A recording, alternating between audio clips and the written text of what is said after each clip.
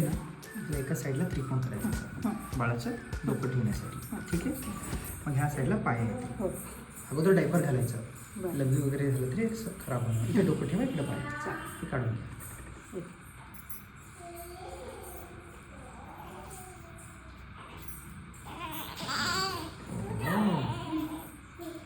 असं ठेवलं ना हे इथं डोक्याला यायला पाहिजे बरोबर. एका बाजूचं घ्यायचं हे असं गुंडाळून बाळाच्या खाली. एक हात बाहेर राहिला तरी चालेल इकडं.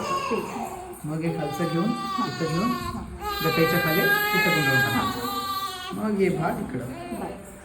आता बघा किती छान राहतं हे बाळ. आणि असं मानेला सपोर्ट देऊन पकडायचं.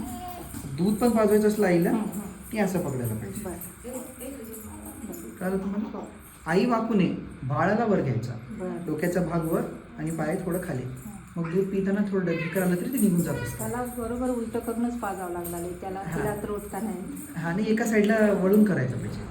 वळता येते त्यांना आता. प्रयत्न करायला पाहिजे वळायचा. हो.